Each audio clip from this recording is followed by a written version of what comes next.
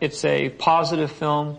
It has heroes and villains, and that it essentially is a fun movie to watch. It's been a long time since people have been able to go to the movies and see a sort of straightforward, wholesome, fun adventure. Well, it's a fantasy.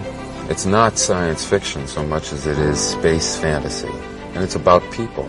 It's finally about people and not finally about science. The story, when you actually put it into words, is only so much nonsense to hang a great visual experience onto.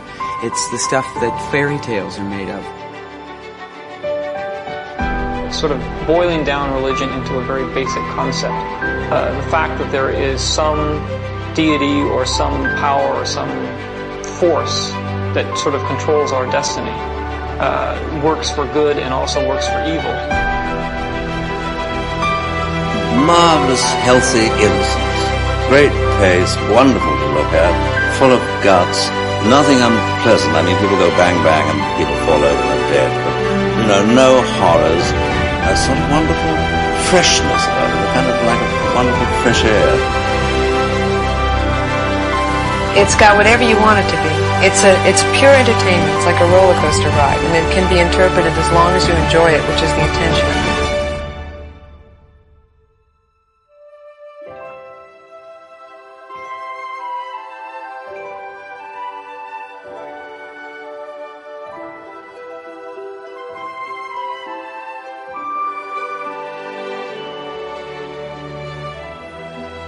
Hello there and welcome back to Generation Skywalker, where in this episode we're going to take a deep dive into the heart of Star Wars fandom as we discuss Star Wars Celebration, which has just happened over in Japan this past weekend. And who better than to tell us all about it is our man on the front line in the midst of his journey back from Japan. It's Jez. Hello. How's life in Tokyo? It's great. I've had a great time. It's really, really good. And just about to start a long trip home. So, what's the route back then? You were going around the houses a bit. Yeah, I am. So on the way out here, I came by Taiwan, and on the way back, I'm going via Seoul, because anything to avoid landing in China, really. One bomb, but I can't really get to China. It's just a bit awkward for me. So, I haven't done anything bad in there. I should be going to China. Everything would just be difficult. And, I was too cheap to book out for direct flights. I don't know many people who after that movie. Well, you've got a long way back for it, I must admit, and I think everyone listeners probably a little bit curious about what it was like. So, do you want to start off by just telling us when you arrived there, what it's like, and your first impressions of the country and the venue? Well, I've got to say, I cannot wait to come back. I've never been to Japan before. I'm 50 years old now, and I'm already planning on my next trip back, which is in February next year to do the Tokyo Marathon. This has been a perfect recce, and having, just about to leave this place now, I can't wait to come back. As a society, we could learn so much from the Japanese with regards to just humanity, how to talk to people, and just they're so attentive, they're so polite. The country is beautiful. It's so clean, yet surprisingly there are no bins anywhere. I'm just so happy here. It's just a great place. What was the language barrier like? I've heard anecdotally that not a lot of Japanese speak English. Have you had that experience, or has it been fairly easy to make yourself understood? No, on the contrary, really. Everywhere I've gone, people have been pretty fluent. And as long as you're trying your hardest, nowadays with Google Translate and everything else going on, you can point your phone at a menu now and it will translate for you. I haven't had any comms issues at all. I really, really haven't. So from that point of view, it's been great. And also the cost of living and everything out here, food, drink, obviously getting here is expensive, and the hotels, I had a hotel right by the site, so they're all quite premium, but the actual cost of living here is not too bad at all. So have you learned any Japanese while you're there? So I learned a little bit of Japanese when I was very, very young, because we were all having exchange students coming to visit. And so I was able to do, 1 to 10, good morning, good evening, good afternoon, thank you, and all that sort of stuff. So, yeah. But I plan now on doing so much more because you just see it as a sort of Westerners were generally quite lazy. So today I was trying to sort of say, what terminal I wanted to go to, and just, I think even the gestures of trying to say something in Japanese gets taken very well. So, yeah, it's been great. It's been really, really great, mate. You probably sense, even though I'm absolutely shattered, I've got a big old smile on my face because it's just been an adventure. So for all of us sitting at home and, trying to watch it online, and there's obviously been a ton that's gone on. So I don't know where to start really. Where do you want to go first? Talk about the panels first, or it's so much that's gone on in the last 3 days? Yeah. So just a bit of context, this is my 7th celebration. So I'll sort of keep that experience in the back of my mind and, talk about sort of evolutions of celebrations as I've seen them. So 3 American, 2 London, 1 Germany, and now this Japanese one. And what I saw on Facebook and online after the Friday, after the first day, just lots of complaining and lots of people like moaning about this, that and the other. And I guess that is all part of our, maybe it's just a very sort of, I don't know, entitled society, maybe that just people just like to be able to complain. Some people were rightfully having issues, and other people, I think, were just complaining for the sake of it. There were absolute problems, and we'll come on to that. There are some problems, and there are some inexcusable errors of decisions, poor decisions being made by the organisers. But we'll talk about, I think, fundamentally all the way through this, you just need to think, what does celebration mean to me? What do I want from the celebration? And am I going there just to get exclusives, to turn them around and try and flip the profit, or is that and the other? Because that's not really what the soul of celebration is about. What I see celebration being about so much is that celebration of Star Wars and making friends and, sharing experiences, just having fun. The whole point of this is, it's fun. I've always found from my very first celebration, I'd just come back from Afghanistan. And, I'd have been in a very sort of, alpha dominated world. And then to go away to celebration where I was surrounded by like cosplayers and people having a laugh and just because you're brought together by this commonality, our shared loves of Star Wars. I was like, right, these are my people. I've never felt more belonging, and that's great. So that's, to me, what celebration was about. And I do think sometimes people lose sight of that. And it's those people who might be the ones who are the most vocal. But having said that, we will come on to some of the issues, and particularly with things like the autographs, the celebrities, and how that linked into the art show catastrophe. But when I talk about meeting friends, so first celebration I went to was with Grant Triddle, and we were able just to walk from panel to panel. There was no lottery. There was no QR codes. It was just, just as Disney had taken over, but before it was huge as it is now. Yeah. And we're able to, I was like, oh yeah, should we just go to that Carrie Fisher panel? Yeah, all right then. and you just go to it. Whereas now, you need to plan it, you need to set your alarm. Oh, everything goes live at 2. You've got to get in there, refresh. And the way it was done now is the panels were released. In the past, they've had lotteries, and then they've had stuff where you've had to apply for it. But if a couple bought a pair of tickets, then it might be that only one of them could go to the panel and the other one couldn't. So they keep on sort of reinventing the wheel, and I don't think they found the right way of doing it yet. But you're never going to please everyone, right? As when you've got. Was it this time then? Was it a lottery? Because I know the last time I went to Celebration, you could group your tickets together and go in together to get into a lottery for a panel. Was it the same sort of thing this time? No. Well, it wasn't like that. So there were people some people were just getting lucky. But some people were like, oh yeah, well I've got the Ahsoka panel, but my wife hasn't, and I don't want to go without her, and stuff like that. So that wasn't great. But for me, I was just desperate to go to the Andor panel. I just really, really, I mean, how much, I adore Andor. So for me, it was like, right, the panels which you could apply for was the Mandalorian and Grogu on Friday. And then so they've got it in the main auditorium, and then it's live screened to 2 other areas as well. So you've got the Celebration stage, the Twin Suns stage, and the Galaxy stage. So Celebration being the one where you're seeing them doing it live. And then the next day, the Saturday, it was Andor or Ahsoka. So you could apply for one or the other. And then on the Sunday, there was a Visions one. So that was it. And I was so eager to lock in my Andor. I got Celebration stage for Andor and pressed like next.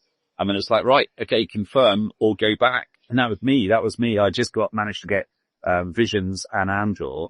But, by the time I got accepted into that booking screen, the Grogu and Mandalorian, or Mandalorian and Grogu, was already sold out on the Celebration screen, or both on the Celebration screen. Yeah.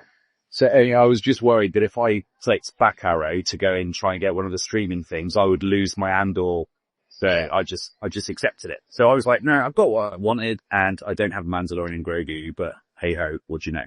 But this is where I link it into the whole friendship thing, because I spent a considerable amount of time with my good buddy Sean Moynihan and his son Deck, who I met Sean in 2016's Celebration in London, and then again in 2019, and we just instantly hit it off. And I ended up staying at his house when I did the New York Marathon in 2019, cause you just find these friendships in bars and stuff. And, it just so happened that on the first night, so I'd been there for a day and a half. On the first night, we were chatting in a bar, and, it was, the chap who was listening to our Andor shows, wants to come to the Andmore event, lives in States. And I just said, look, if you've got any snouts, if there's any issues, just come and doss at my house, there's no problem. About half an hour late. Yeah. And about half an hour later, he's like, oh, do you know anyone who wants a QR code to the streaming panel for Mandalorian and Grogu? I've just got the one, but I can't. And I'm like, yeah, I'll take it. So, which is funny how that worked out. So I ended up getting a ticket for the Mandalorian and Grogu panel. Excellent. Which was bonus. The room or one of the side? No, so that was the side room. But, again, what I found is a slight irritant this time around, and I'll give you my positive and my negative. So I was like, winning in all respects. It was great. And, still my body clock was all over the place, and it's like, Christmas morning when you're a kid and you wake up at like, 4:00, you want to go downstairs. It was a bit like that on day one. So I was up really quite early, and so Celebration would open at 9, right? And the first panel was at 10, and I had a ticket for this panel, and it said, be at the sort of entrance by 9:30. So I thought, right, okay, so I've got half an hour. Hopefully, if I can get in there and get in as soon as the doors open, I've got half an hour to dash to the art show and to pick up a couple of pieces that I couldn't get online because I was unable to. And then, brilliant, yeah, I've got it all planned. I know what I'm going to do, so I'll queue up early so I can get in there for 9:00. And so I queued up early, and I think I was there at like 6:30, 7:15, something like that. So I had a few hours outside, just chatting to more people. And then, we go through security, and they're like, yeah, main queue's that way, queuing panels, it's this way.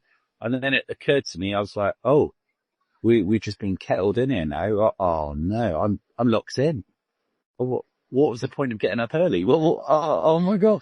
So I just thought, oh no, what I should have done is I should have just gone into main entry, had a quick sort of half-hour shifty around, and then joined. So you just think, oh, I've lost all that time. And it was like the initial buzz of getting in there. And it was quite funny because all I wanted to do was go to the art show, but we were being sort of corralled in around the art show. Blessed Jason Smith was in there early because he had managed to get a speaker's pass. And I sort of waved him, and he ended up passing me a poster across the sort of line whilst I was queuing. Which was just a really weird way to start that. I've not seen it like that before. I've just seen like, one queue to get in. Yeah. And it was almost like we were being kind of semi-punished for being in the first panel, of losing that opportunity to be in the stall really, really early.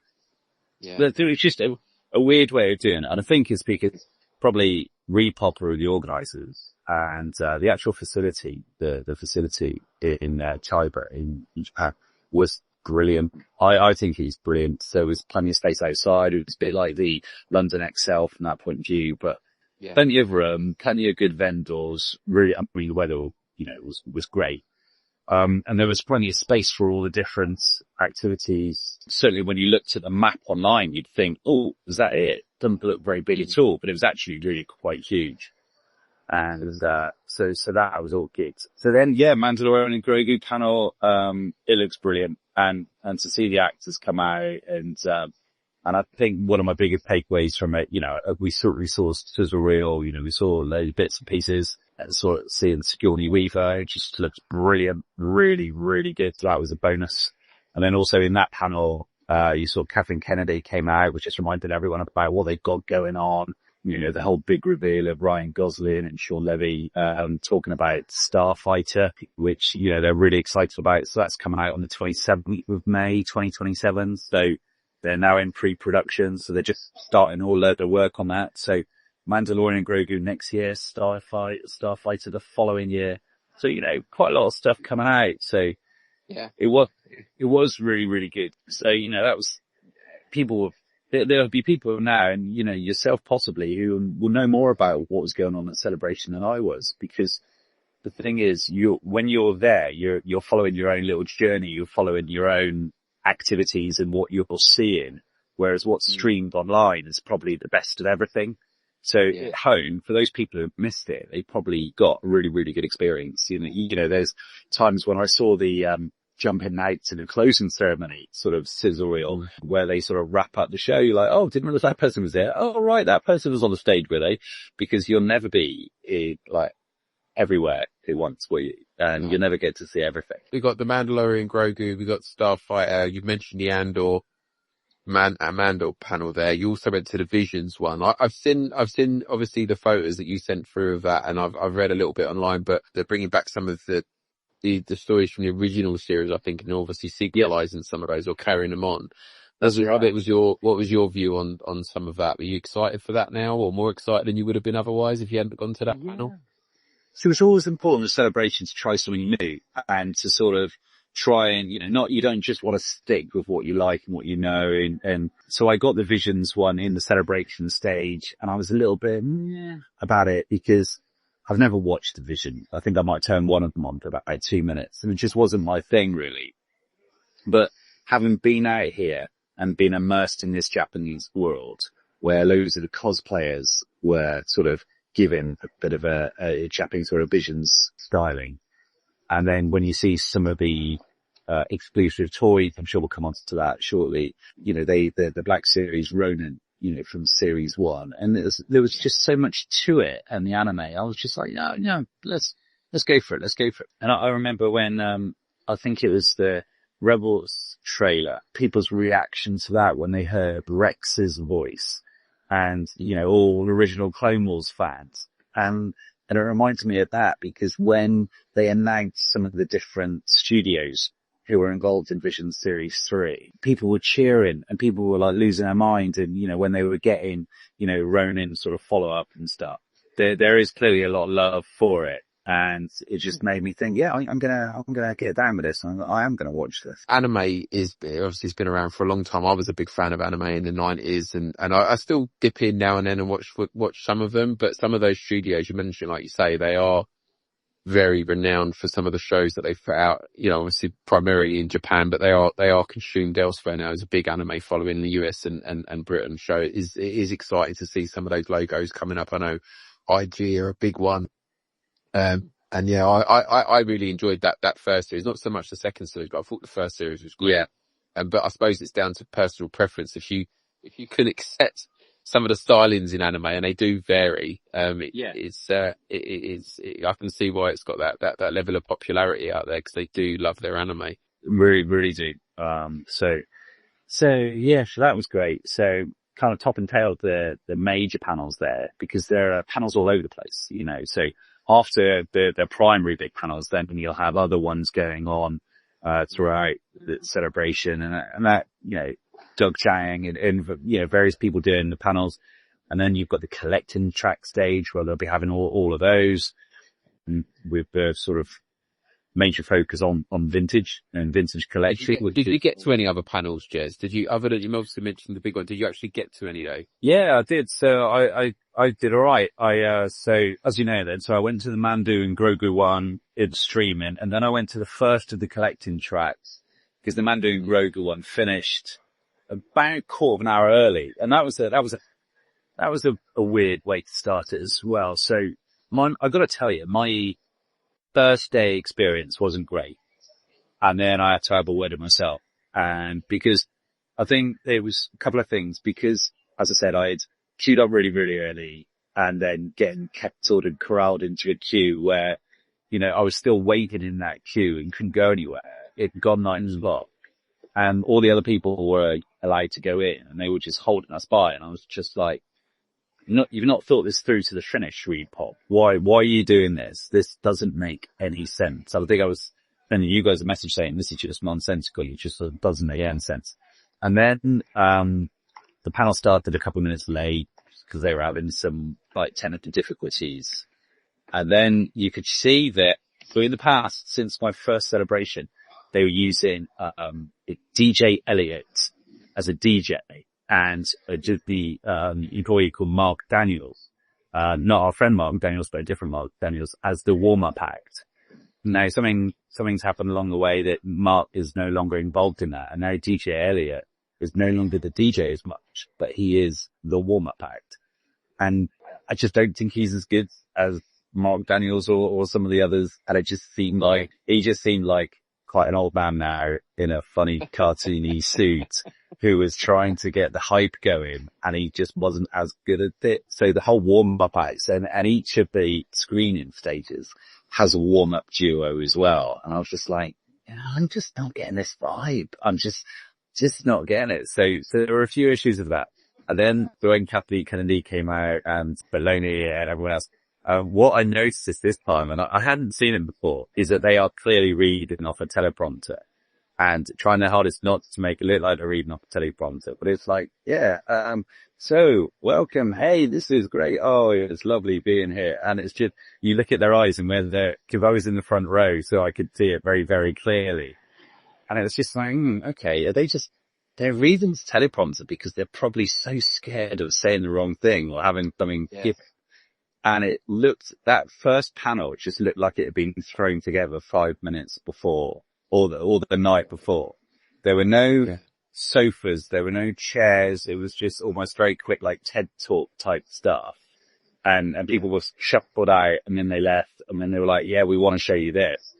And, so they showed some good things, but it was all done and dusted in about 40 minutes, which then allowed me to end up going into the first collector's track because I was like, where there's an opportunity here, I'll just jump into the quick collector's track. So the first panel I thought was a bit shoddy.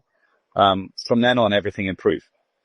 Right. Okay. It really, really did. So I went to the first collecting track panel, and then I can't remember whether or not this was the case in Germany or not. I don't think it was, but their panel was broken up with Japanese interpreters, naturally. Okay. So what you'd find is, and the first one, I can't remember the name of the person who had given this presentation, but English wasn't his first language. I think he was Belgian or Dutch. So he, bless him, was trying to speak in English, and then that would then get translated into Japanese. So it was very stop-start, very staccato, quite difficult to follow at times, but you would then get used to that. What they'd have in the major panels, in the large panels, was subtitles at the bottom. Yeah. So there was subtitle translation. My understanding is that wasn't brilliant. And when we were watching the visions, they switched to Japanese with English subtitles, and the English subtitles were a good minute or so behind what was being said. And, so it was really weird. And I understand that the Japanese subtitles, which were the, predominant subtitle, were really poor. So, but what can you do? I'm sure the technology could be improved, but so I went to 2 panels on the first day. And then obviously I had the Andor panel. And then also we'll probably come onto that, I'm sure. On the second day I had Doug Chang, his masterclass, as, principal art director, Lucasfilm. to 3 decades now. He was given a really, really good sort of TED talk / the sort of thing which you see people talk about on LinkedIn and whatnot. That was a really, really good show. Just talking about work in Lucasfilm and about how he stays sharp, how he just gets up. He was saying about, he gets up early, he goes and does an hour's work of, gym, and then he draws every day. He draws every day, and that's his way of keeping it sharp. And it was really, really good, and the passion which he had. And then I had another collection track that afternoon, which was the vintage Japanese die-cast lights, which was Andy Norton and Jason Smear. Okay. That was really good. And they did a good job there. It was, back and forth between them and then pausing for the, or after, remembering to pause for the Japanese interpreter because of the, and Andy put so much into that presentation and it was really good. And he's just started off talking. And then the interpreter just looked at him, did say, cheers, baby. And then, had to catch up. And so, but it was really interesting. And I learned, all credit to him, I learned a lot more than I thought I would do with that one. There's a lot more to it and they did a good job. And then, as I said on the Sunday, there was the Visions panel, which was spoken about. And also when I collected track ones, which I was like, oh, okay, yeah, all right, I'll do that. It was, from the collecting to the visual storytelling. It was all about photography. And I've never seen a collecting track panel like that before because it's normally about collecting, but this was about photography of collecting. But mainly things like, and why should the collecting track be just about vintage? It's not. So it was talking about photograph and black series and this and the other. And they had, 4 or 5 really esteemed, really very, very talented photographers. And that was a very well, facilitated, very well led, presentation. That's probably one of my most interesting ones with her at sea. And, yes, that would be. And then, talking about things like effects and stuff, like when they do motor effects and all that sort of stuff. Yeah. How to build them up. Some really good stuff about, doing star effects and very living things and all about relief and it's just really, really interesting ways of putting some of these things together. And you look at that and you're like, there's no way those are toys. That's not a diorama. That just looks computer generated. It's perfect. Yeah. And it's some really, really talented people. And then, the closing ceremony. Oh yeah. Shall we talk about that one at the end? Cause that's probably, another conversation in itself. Yeah. Sure. Yeah. I mean, obviously we talked about the announcements then. What was the buzz that they obviously got Starfighter, the new Mando movie. There was a Darth Maul series announced. Yeah. There was, I'm trying to think what else there was. Obviously Vision Series 3 and/or Series 2 coming out. What was the buzz? What was your perception? What are people most excited for? Right. Yeah. Okay. Yeah. Great question. And I'll lead it back to the, so that first day where I was a bit like, so why was I so, and I will come back to answer your question, but it was like, why was I so down? Why was everyone else so down on day one? And I think it's because of Celebrations lost its way a little bit. Also, for some people it's had, because it's become far too corporate. It's too corporate. So for example, and this happens now with the Oscars, with the Brit Awards and everything like that. In the past, they'd say, oh yeah, welcome to, the 1997 Brit Awards. And now the Oscars is sponsored by MasterCard or whatever. It's all about, it no longer can, an event stand on its own. It has to be the EE Brit Awards or whatever it is. And in the past, what I've seen, the celebration panels, say they were introduced by, Warwick Davis, and they do a whole sort of funny video montage for him. Like, and it would be that sort of voiceover man you hear on the telly all the time. And that would be part of it. That would be part of the hype. That would be part of the fun. And it would all be about the energy and getting the crowd, hyped. And now what they've got are these probably has-been people who are doing the warm-up. And then they're like, yeah, now we're just going to go to a quick word from our sponsors. And then there's just like some Amazon adverts and some adverts for Disney Plus. And an advert for the really expensive headphones. And everyone's just like, God, what a buzzkill. Why do that? Yeah. And then there were you could see there were lots of groups being taken around, and there was lots of groups being shown around early, and, corporate sponsors. And then you'd be in the main convention hall, and you'd be like, why are all those chairs empty? Why are all those chairs empty? And there were a load of like reserved chairs at the bottom. And then all of a sudden they'd be filled really, really quickly. And they're just corporate people who were there, who were getting like, getting a free Lego bag. And it's just the kind it looks really, really corporate. And so that was one of the issues I think that I was feeling. But the other thing is when I talked about it, is all these exclusives, right? The exclusives, they were never a thing in 2013 or, and they've started to get bigger and bigger and bigger. And, people are just seeing it as now a license to make money, and people go there with 2 empty suitcases and they're going to buy as many hot toys as they can. But, so those people who can get in first, or people were taking families in, and the hot toy people, for example, Hasbro with the Ronin, the Black Series Ronin, it was just one per person, and that was it. One per person. Whereas people were, I've seen a photograph of a woman with a pile of about 40 hot toys, which is just ridiculous. Yeah, genuine here. And so I wanted, and I didn't want it initially, but I think, cause I got caught up with the whole enthusiasm of, the Japanese culture and the cherry blossom and stuff. I was just like, no, I'm going to get that Stormtrooper. I'll get the cherry blossom Stormtrooper. And then I walked past a queue, and the queue was 4 hours. So there were queues everywhere. So on day one, there were queues everywhere, and it was insane. Yeah. Remind me to talk to you about the art show. So I kept sort of saying, oh, well, I'll wait for that queue to go down a little bit. I'll wait for that queue to go down a little bit. 4 hours is nuts. And, obviously queuing for food, and then, we'll come into the celebration store queue as well.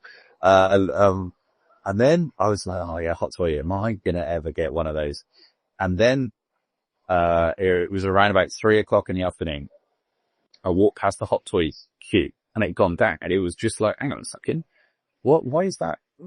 Cause the queue was so big, they had it in 3 different areas. Yeah. Where, you imagine this, like, they had a queue wrapped around somewhere, and then they had 2 different parking areas with people just zigzagging for hot toys. And to move from one to the other, they'd have these helpers with flags, and everyone walking from one to the other had to have their hand in the air, like you were on a school trip. So they knew if anyone was jumping in the line, and they knew if they were losing anyone, right? So there's always people walking along with their hands in the air. And then I was walking back, and I was like, oh, those 2 areas have gone. Well, the queue's really short. The queue's in town. Definitely 40 minutes. Group was sold out.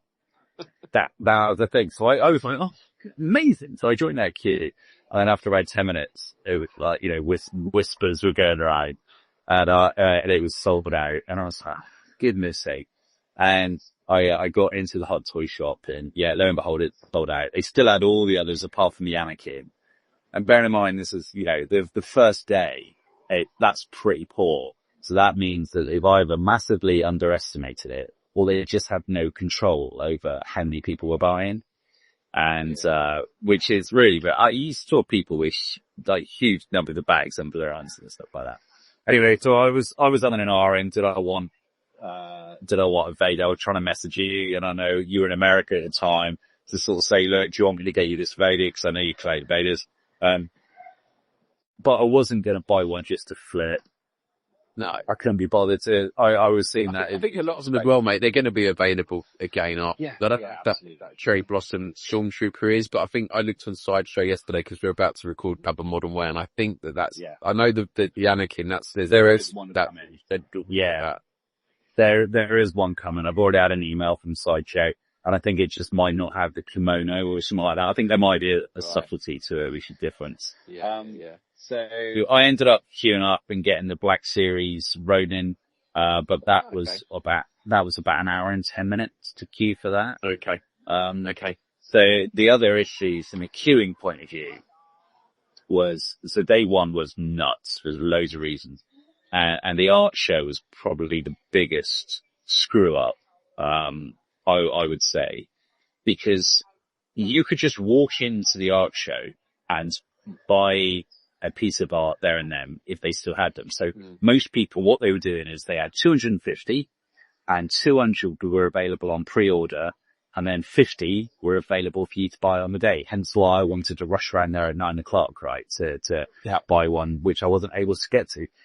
Now, what you're able to do is, I was able to walk up and pay cash and get one of the tween posters, not a problem. And, but the queue for the people who had pre-ordered was at least 2 hours long. And where's the justification? Where's the pat on the back? Where's the reward for pre-order? Real way, yeah. So, oh, well done for pre-ordering. Now you've got to wait 2 hours of your life in the queue. Because what they had was, you know, I could just go up to any one of the actors, any one of the artists and just pay them. And that's what I did. So I paid, I ended up paying PayPal actually to Malcolm Tweet. But people were just queuing around the block. So it was absolutely insane. It was ridiculous. And then, someone to order 4 or 5 prints, they go up, they say their name, they walk around the back, they go to the aisle marked A for Apple, and they'll pull out that person's stuff and give it to them. Yeah. So what you had was dealing with cash sales and stuff. Apparently there was 3 people there, but the pre-order line just had one lady dealing with it on her own with one printer. And it was just, I don't know. They seem to be taking a backward step on logistics. They really, really do. And they need to have a really good look at this. Because also the whole pre-order thing was a catastrophe as well. Initially there was one went up for pre-order, free of charge, and then they had to cancel all that. And then I know Grant had problems, and then no one was answering any emails because they were at a different event. So there were all sorts of issues, and loads of cancellations and all sorts of problems like that. So some of the artists were really, really struggling because Repop had really screwed them over. One of them who had the Stranger print from the Acolyte, she had even more issues because there were problems with pre-orders, and then she was going to have loads available to sell on the day. And then the problem was the actor, what's his name? Manny Jacinto, something like that, really. Yeah, the guy who plays the Stranger, he was unable or cancelled or had to leave early or something or other. Something happens with, his, autographs, and, therefore she didn't sell anywhere near as many as she thought she would do because, there was going to be a lot of people buying her poster because he would sign them, and then there were issues there. So, ultimately the way Friday finished for me was, I had a good time, but it was just queues everywhere. And as I said, a bit of a lackluster first panel, which looked like it was thrown together. Luke isn't out on the Hot Toys. Other queues are just like, oh, this is all terrible. And then right towards the end of the day, there was half an hour left, and I tried to get in the art show. And, again, I could get in the art show and I could walk around and I could buy something for cash, but could I get Grant print? They're like, no, we're not taking any more pre-orders now. Right. What do you mean you're not taking any more there's still half an hour of the show left. Yeah, no, sorry. You have to come back tomorrow. And I just couldn't get out. I couldn't understand why they were being so difficult, and difficult is what they were being. And I was chatting to Mal, and Mal's just like, yeah, it's unbelievable. They'd been awful all day. He was really quite cross because what he had said is, and they'd screwed up so badly that they ended up overselling his 250. So he fortunately took some spare APs with him, some artist prints, and they were able to somehow, when he said, oh, how many have I got left? They were into negative numbers. For some reason they cocked up. So he sold, instead of 250, he's ended up selling about 260, 270, but has had to make that up with artist proofs. Because they're just, they can't, their whole logistics was all screwed up. I ended up just saying there was a tiny little queue started forming at about 10 to 6. So Mal just said, I don't know, couldn't join that queue. So Boulder's Brass, I just joined this queue. which was apparently a Friday ticket only queue. So because I had a 3-day pass, I was being penalised because I was able to come back tomorrow or Sunday. And, if you were only a Friday ticket holder, that's why they were letting you. So I had prepped this whole thing for me to say, when they were going to point out on the 3-day pass, I was about to say something like, do you think I'm coming back tomorrow?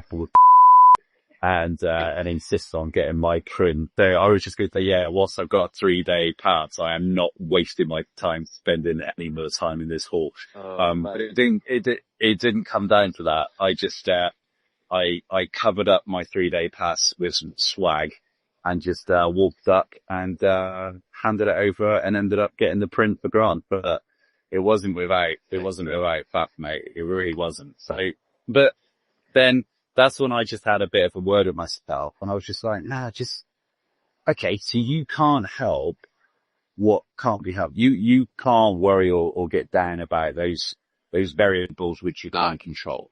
So just go and have a good time. So we can try and get all the negatives out. We talk about the celebration store. Yeah. Let's talk about the celebration store. Hopefully. Oh my goodness me. All right then. Yeah. So it's definitely a game of two halves. So, celebration store. See, that's a weird one as well. That the celebration store used to be an exclusive thing. And now it appears that stuff's on Amazon. And Amazon have now got a celebration store as well. So there was loads of stuff which was available at the celebration store, which you can now get on Amazon. Not all of Amazon US or Amazon UK? Because I did look on the UK one. I couldn't do anything, but I could on the US. It is available on the UK one, t-shirts and some bits and pieces. Okay. So certainly not everything, but it's still like, oh, come on. So, what did you get? Celebration store. It was getting to a stage where the standby line for the queue, I think, closed at about 2:00 on the first day, because they were looking at a 4-hour queue. And, so obviously if you're Jedi Master VIP, you can just go straight in there. If you get a line round, if you've got a lightning pass, lightning round, whatever you're watching, if you get a lightning pass, that's quick access and stuff like that. And then there were people, if you had a form of disability or special requirement, people were able to get in early. So there were some people who were queuing. Now I met someone in the, queue for the closing ceremony on Sunday who told me that he got to the Star Wars Celebration store queue at 5:45 that morning. So, because it was external to the main hall. So you could make up your mind in the morning, I'm going to queue for general admission, or I'm going to queue to get into the Celebration store, if that makes sense to you. You got your Dunelm next to your PC World, and today I'm going to queue up to go in Dunelm, right? So he was queuing up to get into the Celebration store, which was going to open at 9, and he started queuing at 5:45. Oh. He gets in at 9:20.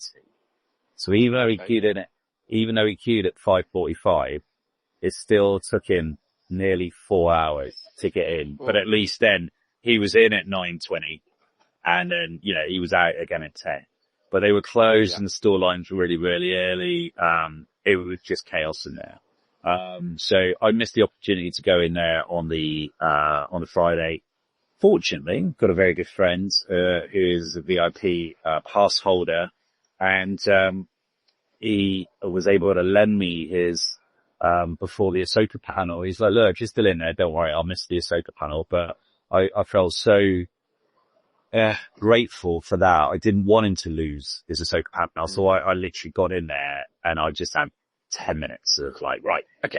A friend of mine had been in the day before, Sean had been in the day before, got me a couple of t-shirts. So look, not the end of the day, we go there because we want to buy a bit of merch or what have you to remember the weekend, but let's not lose any sleep over it or anything like that. And what will be. So I got the 2 t-shirts the day before. And then when I was in there, I was wandering around and I was like, no, well, this is all right, that's all right. But some of the main things which I wanted, I couldn't find. But I was also trying to act, if you mentioned it, I was trying to act like a big Jedi Master VIP because by Saturday afternoon, those people should know what they're doing. And I was sort of humbling around thinking, right, what queue do I join now? I was worried that I was going to blow my cover because I was like, right, do I join the special assistance queue? Do I just queue up with the commoners when it comes to paying? The people who've queued up for 4 hours. Because you then got to queue up to pay for your stuff. I was like, God, now I'm gonna get found out. I'm gonna get found out because all the Jedi Masters were in here on Thursday night. So anyway, I did the right thing. I did join the queue with the commoners to pay. And I knew that would take a bit of time. So I ended up just getting a couple of bits. And then on our little group chat, I was saying, look, I'm in here now. Does anyone want anything? And got some blind pins for Ben. So I was in there for about 10 minutes, mate. And that was it. So tick, got that done. So yeah, a few issues, but the trouble is, when you consider there's like 40,000 people or so, it's going to be a lot of people in there. There's going to be a lot of people who want to go in there.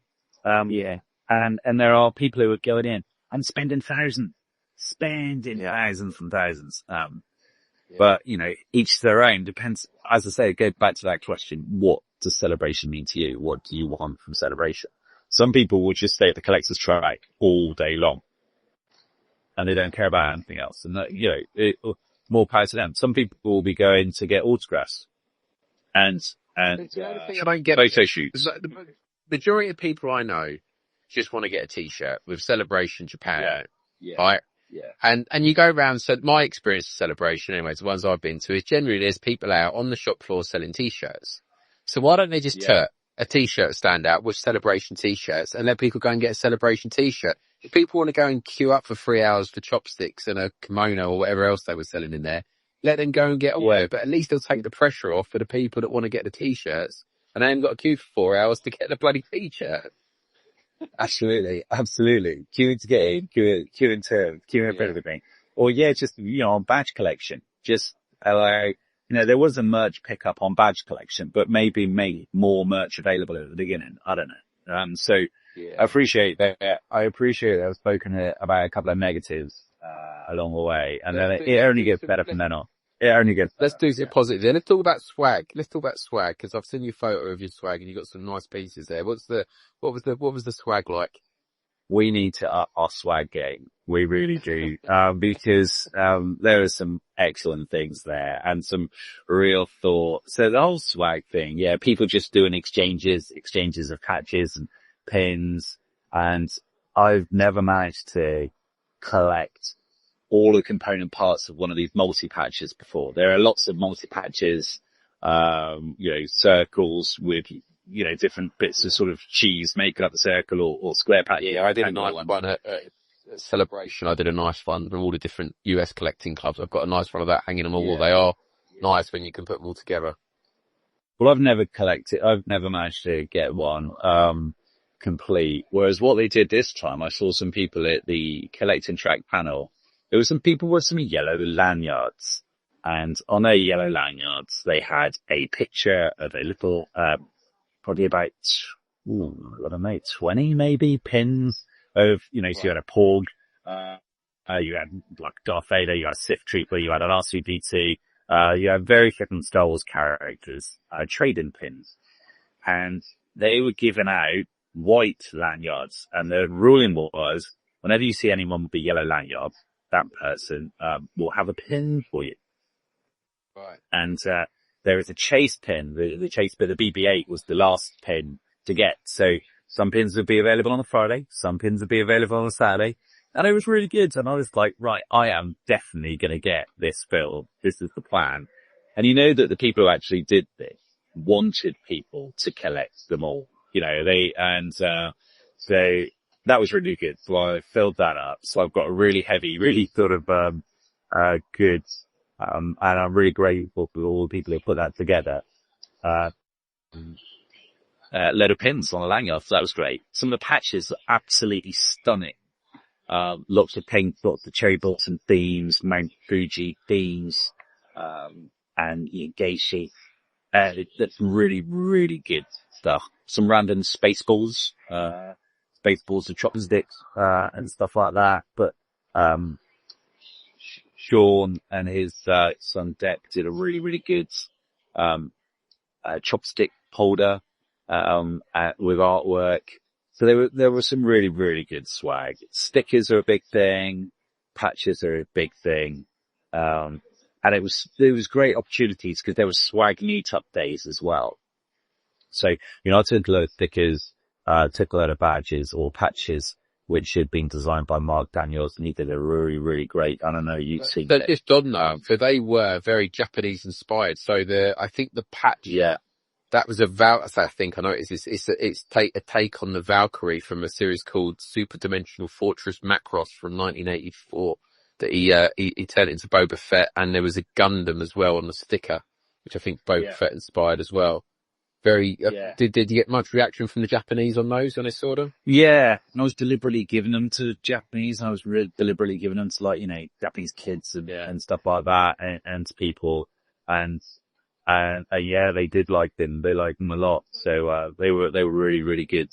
Some people are able to do some really good stuff and be very, very inventive. I spoke to Sean about his, and he just said, I ordered a load of those chopstick holders, look like a little bridge, load of chopstick holders in bulk from China. He said he got them sent from China to America. He commissioned a little bit of artwork for someone to do the drawings for his card bags. And then he just ordered some poly bags to go with them. And it was just a really, really well put together thing which didn't cost the earth. Some of them I just think, wow, this swag is beautiful. It must have cost a fortune, but there were organized swag meetups. And the swag side of it, really, really positive. That was all really, really good. Do they have that I think when I went to Chicago, they had the collecting track meetup, the swap meet where people could bring stuff along, and was that something they did there? Yeah. And outside, just by some steps, there was just people walking around and people chatting to each other and trying to get each other's badges. Nice. And some people were having just bags full of old swag from pre-celebration where they were just using that to sort of re-swag. But it was really good. It was all part of that fun celebration thing. I always think of it. Yeah, it was really, really positive. And I must say that the general vibe on Saturday and Sunday was infinitely better. It was so much more positive. And I woke up and I was just like, right, forget yesterday, forget the queues, forget the long queues. You've got the print. You're not going to get out hot for it. You've got the this, that and the other, but what is it you want? And I just want to have a good laugh. And I just went around, took loads of photos, did all sorts of silly stuff, watched the panels. Obviously we'll come into the Andor thing. And the Saturday and the Sunday, which is great. Really, really good. Really positive. So let's talk about, you mentioned cosplay, but let's talk about the Narkina 5 run. I imagine that was a highlight for you. Yeah. So I saw 2 Narkina 5 runs because one of them initially I was like, hey, is that right? So for the Andor panel, you could see that there was a load of people preparing for a Narkina 5 run. And I was like, are they doing this in the Andor panel? And then, oh wow, does that mean if I didn't have a ticket for the Andor panel, all I need to do is get some white pajamas and put a bit of orange striping down it and I'll get in the end. But I think it was a case of, right, if you got a ticket for Star Wars Celebration, if you've got a ticket for the main stage and you have an Andor thing, come and do an Andor run around. So they did, I think they had just over 100 people on stage, all shouting one way out, and then running around the auditorium to sort of Benny Hill music. I think it was like the sort of Benny Hill music. It was really weird. It was really surreal because I was just like, well, you can't hear them shouting one way out. It was just like one of those sort of theme tunes of them running around. And I was like, I'm sure this isn't what they originally thought it was going to be. But then I think it was, later on that day.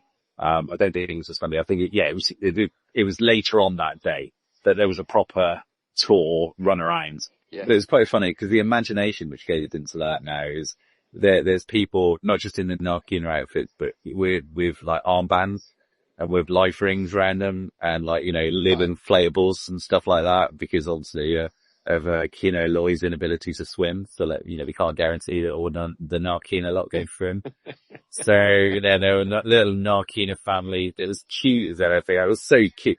what was lovely to see some of these cosplayers and the Japanese cosplayers, their families as well, being all like little kids dressed up in various different things and melting their outfits. It was just, that was all, very, very funny.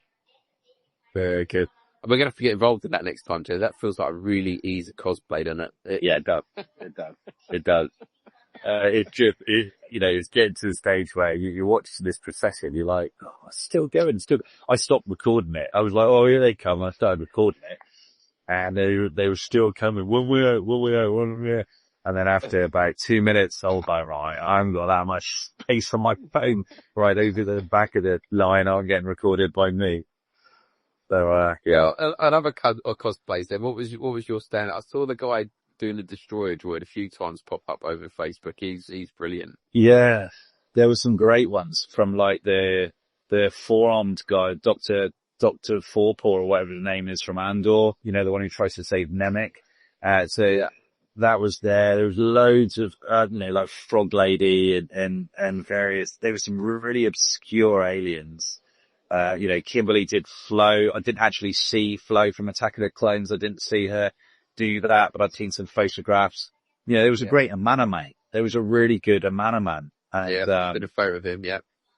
Yeah, so some of the cosplays were very, very good. There's a lot of thought goes into it. There were some fascinating Japanese sort of takes on some of our, classic characters. A girl doing Padme, it was kind of like a Mexican inspired, almost handy skull design on her face paint. Yeah.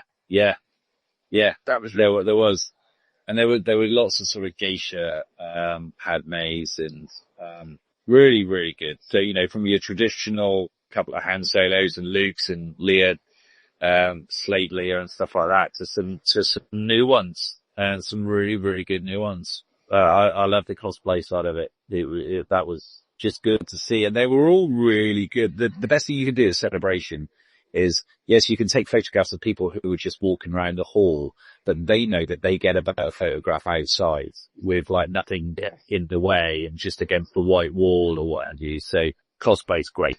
And what was the out of hours like, Chaz? Did you do much? What did you get up to in between the days? Did you, was there any, room sales or anything like that going on? Yeah, so, there was, your new normal boozing and meeting up and various different things. So there were lots of organized sessions, Facebook organized events and various different things. What was unusual this time is if you go to any of the big hotels in the UK or certainly big hotels in America, they've all got huge bars. If you think about the bars, in Chicago or wherever, like massive bars where loads of people are there. Didn't have that in Japan, just completely different culture, not that like at all. So there wasn't a bar. There was a small little restaurant, but what they did have was a shop which was open 24 hours, which was selling booze, and selling everything. So, so there were some people just drinking cans in the lobby and culturally, I'm sure the hoteliers weren't overly pleased about that, but, and it was very noisy. It would possibly quite intimidating if you were in that hotel and weren't part of it, because particularly like all the 501st with all their, dart throwing shirts that they wear and stuff like that in the lobby, it was just very noisy and everyone's just congregating in the lobby. But there were meetups. There was, we went off to a party on the first night and then there was another one second night, and then there was the room sales. We're going to be at 9:30. And room sales are always, they become trickier to manage. I know that the one in London was a bit of a cluster. And this one is always, they try to keep the location under wraps until, like 10 minutes before or so. And then there was an announcement, right, it's going to be in this particular hotel. So we get to this hotel and then I'm in the hotel. And then I get announced, I see something on a WhatsApp, on a messenger group say, no, it's been shut down, it's been cancelled. And I'm like, no, it hasn't. I'm there now.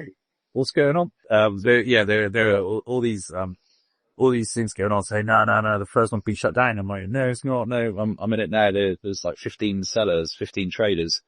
And then someone makes this big announcement, like, right, everyone, we're going back to the other hotel because, there's more people there. And I was like, okay. So everyone folded up, then went back to the hotel, which we thought it would be in originally. And there was two sellers there, including Jason Smith and his card bags. And it was just like, look, it was so much better where we were. It was so much better where we were. And then over about 45 minutes or so, it started to get better and noisier. Right. So there was some stuff there. But it's all done. Yeah. And it's just one of those things where, you know, can you imagine being a hotelier and then all of a sudden someone tries to take over a level or somewhere or other? It was always going to be a bit difficult. But no, the room sales worked out fine. I paused for too long on one bit, which I would have bought, which was a Japanese Star Wars puzzle, which I hadn't seen before. And it was really, really cool. And I think because I hadn't seen it before, and I didn't know enough about it, I wasn't sure about the price, if you see what I mean, because I've got no context to sort of value that. So I'm like, yeah, but why? Yeah. And it depends. You know, so for me, I was like, well, you know, that is really, really cool, but I don't know if I'm overpaying for that. And I probably just thought about it for too long. And by the time I went back, it dropped. And then there was something else, and I was like, yeah, maybe. Oh, I'd love to show that to Craig, because I know that he would have been very much into some of that.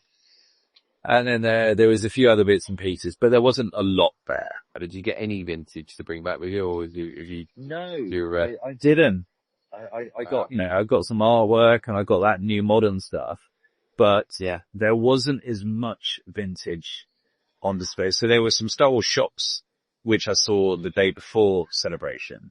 But a lot of the vintage which was there, I did think, oh, I could just get that in the UK, or that's a little bit overpriced. Yeah. So when it comes down to vintage, action fantastic. So Ben Potter was there, who's at Echo, I think we've seen him at Father Time in the past. So a Brit, an Englishman, he took all of his plastics all the way there, and he was the only person selling. There was no sort of GW acrylic or no one else, and the Japanese are massively into acrylic, you know, and acrylic fitted display cases and all that. And so he was doing very well. So but he sold me a stand for my Millennium Falcon and for my Imperial Shell. So I went all the way there, and what did I bring back? A couple of his stands. Yeah. And I bought for about 300 yen, which was, it was like £1.50 or something or other. I bought a Ray sort of Kubrick type thing in a little chintzy shop, which I found. And I was like, well, bit of Star Wars for £1.50 or whatever it was. It was great. And Sean, it's funny old thing, I took out Power of the Force 2 carded figure for Sean just as a gift. And Sean had brought me a vintage collection, Revenge of the Sith, General Grievous as a gift. So we don't come back, we got a bit of modern gifted to each other. But that was it from a vintage point of view. We'll talk about the closing ceremony in a second, but go back to the Andor panel. Obviously you got to see Bix in person. What was that like? No. I think my heart rate's only just gone back down. The Andor panel was great. So yeah, I was there, and it was just really exhilarating, and it was just, I mean, obviously by the time this goes out, everyone would have seen the first 3 shows, because they're just about to drop, in, what, like, I don't know, 12 hours or so. 12 hours. Yeah. So, but the Andor panel, it was brilliant, and to see them, it's always great seeing celebrities and seeing, you know, the great content which is brought out, and even flashing back to Ryan Gosling, that was brilliant. In come out and Alan in chatting. But, to have, Diego there, and that they had a lot of the main talent brought out. Yeah. This time sat down talking, and it wasn't just like, you know, you stand on that little blue square, you stand on that little red square, and we'll just cuff it. No, they were considered, there was a very good stuff. I was very, very surprised with what was given away and what people were saying about relationships and about various different things.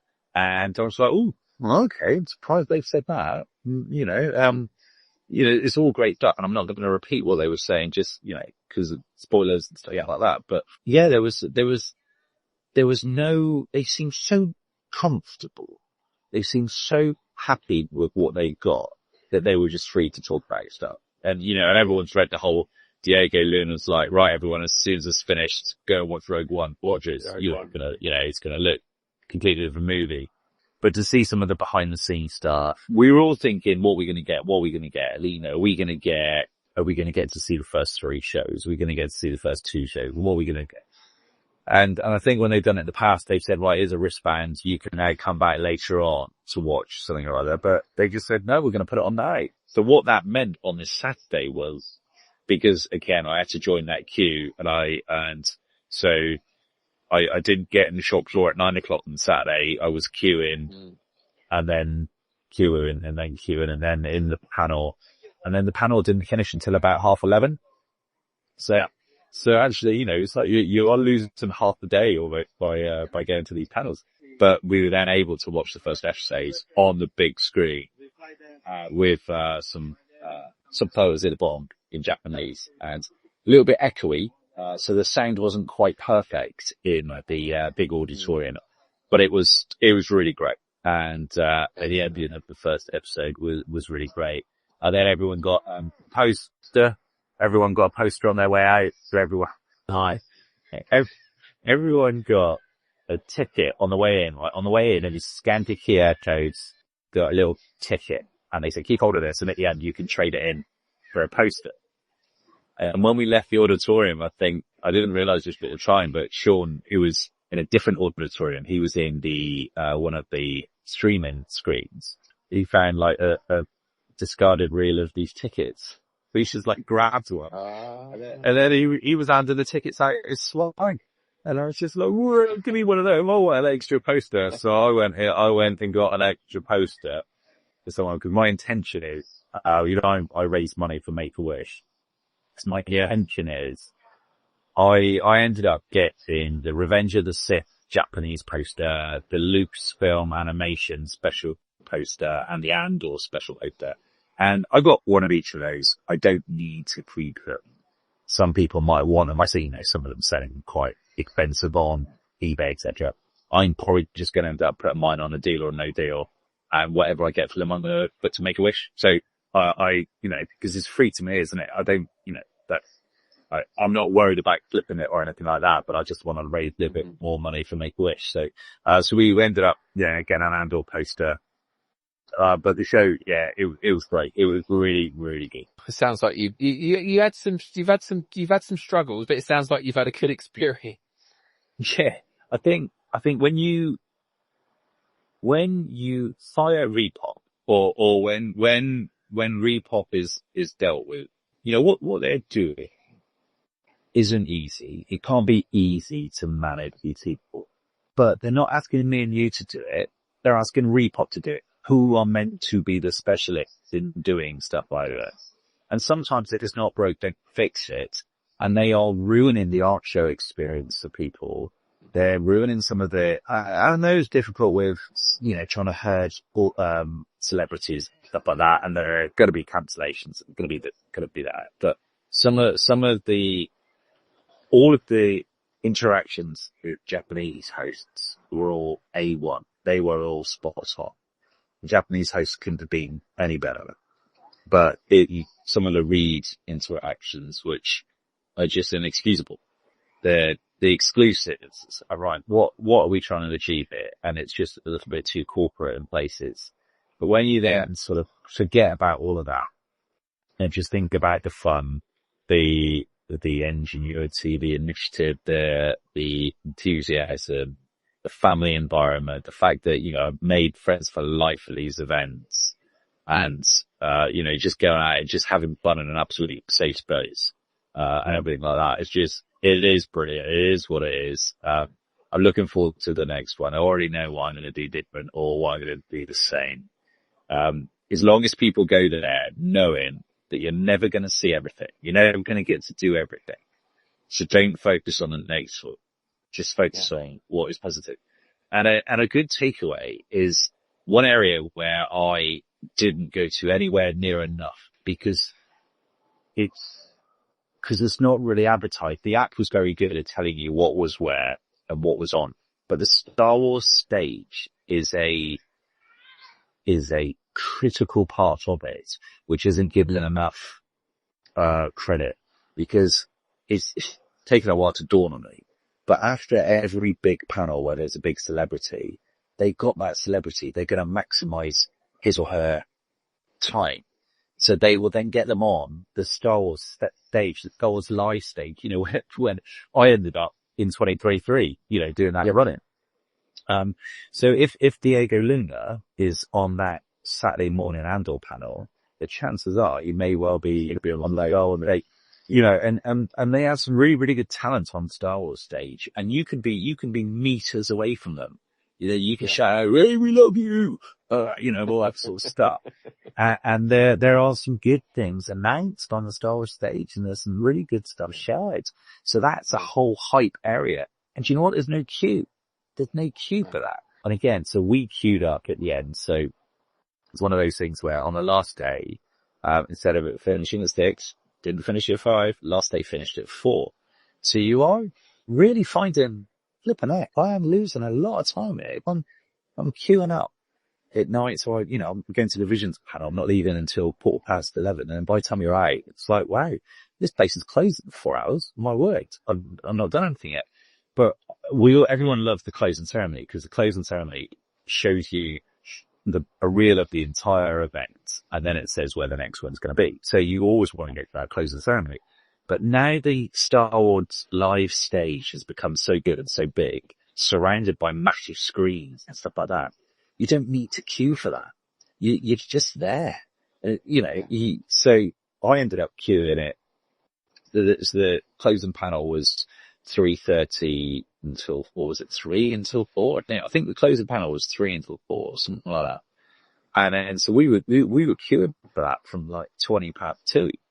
And actually we shouldn't have done. I will know for next time I'm not going to go to a closing panel, because I know that it'll be shown on a live screen. And actually if everyone's then queuing to the live for the closing ceremonies, that means you've got more free reign of the actual event, if you see what I mean. Yeah. So I think what people were finding on the Friday was, because there's not as much announcements, there's not as much panels, there's not as much talent around, there's not as many artists, big draws.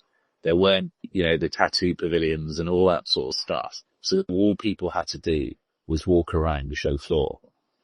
And that's why it was carnage on a Friday. But then with more panels and stuff on a Saturday, see that way on. Yeah, they just need to sort out the logistics a little bit. And if you go there, you just need to think, right, I'm not going to get everything done, so I'm just going to make best use of what I can do. So what about the LA announcement then? Are we going out there? Are we doing a 50th anniversary? Gonna have to get it done, mate. Oh, yeah, for sure. I mean, there's a possibility that Boston Marathon is like 3 weeks later, or it's either 2 weeks later. I think it's either 2 or 3 weeks later. So I might have to see if I can turn that into a long holiday.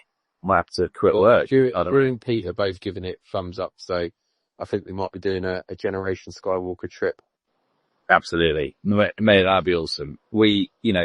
Celebration is just, it's the best time, and it's the people who make it, it's the people who are with you, it's the fun you can have, it's the costumes, the cosplay. So I think just tick all the boxes, get the Nokina, they just get amongst that. And some people are like, yeah, I'm going to be this person on this day, and, going all out. And, it is just, it's about fun, and it's not about the excuses, because they just, that's not what it's about. No. Oh. Where are you now? You're still you're still waiting for your plane, I take it. How long are you doing? Yeah. Oh my word. So I am here for I'm at this airport for another 4 hours. Nice. So, I just wanted to get here nice and early so I can have a chat with you, and it was easier for me to get a slightly earlier direct bus, than have to fuck about on the trains and stuff like that. So I'm here. It's all cool. I've had an absolute blast in Japan. Celebration finished, on Sunday. It's now Tuesday night. So I've spent the last 2 days wandering around this beautiful city and just whetting the appetite to come back again. It's been incredible. And, it's just been fun, mate. Excellent. Well, safe travels, Jez, and I hope you get back safely, mate. Thank you very much. Arigato de well. Yeah, wicked. All right, mate. Nice one. Nice one. Thank you for your time, Jez, and good luck getting home. And I'll catch up with you soon. But in the meantime, we are Generation Skywalker. All eras, all passions, all Star Wars.